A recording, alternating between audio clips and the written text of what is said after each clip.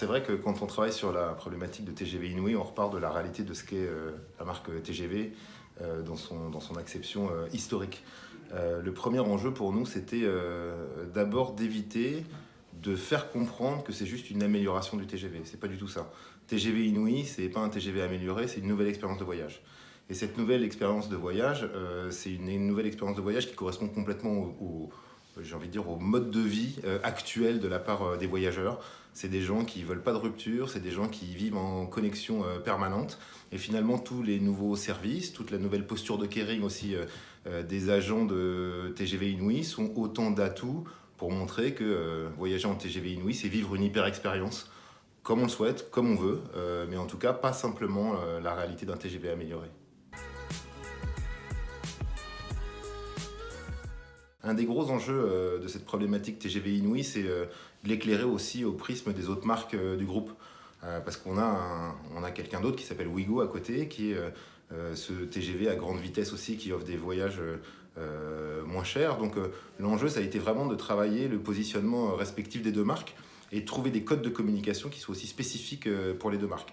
Ce qui est intéressant de noter, c'est que finalement un Ouigo, c'est une manière d'amener des gens vers le mode de transport train, alors que généralement, ils n'auraient pas pris le train, ils auraient pris d'autres solutions de voyage, comme le covoiturage par exemple.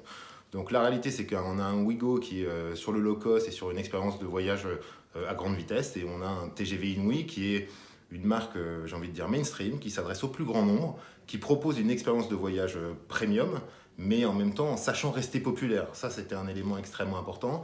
Il ne s'agit pas d'en faire une marque niche d'un côté, au contraire, c'est la marque la plus rassembleuse pour tous les voyageurs qui veulent avoir un good ratio valeur-prix et faire en sorte que leur expérience de voyage soit la plus optimale possible à un prix tout à fait acceptable. Donc c'est vraiment ce travail de positionnement des deux marques qu'on a mené en parallèle et en particulier en trouvant des codes de communication qui soient très spécifiques pour les deux marques.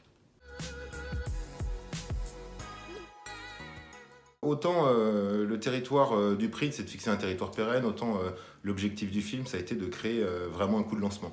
Donc ce film qui va passer en télé ou en digital, il est là pour montrer finalement un voyage d'une nouvelle ère, le voyage d'une nouvelle époque qui va bien nourrir cette signature TGV Inouï, voyage avec votre temps. Et toute l'idée, c'est de partir d'une famille ordinaire qui s'apprête à aller faire un voyage exceptionnel, presque un voyage du futur. Mais finalement, ce futur, il est déjà prêt aujourd'hui avec le lancement de TGV Inouï. Donc on va jouer sur l'autodérision, sur l'humour, sur presque la volonté de présenter TGV Inouï comme la prochaine fusée du futur qui va nous permettre d'aller très très vite, très très loin, avec une expérience de voyage absolument extraordinaire.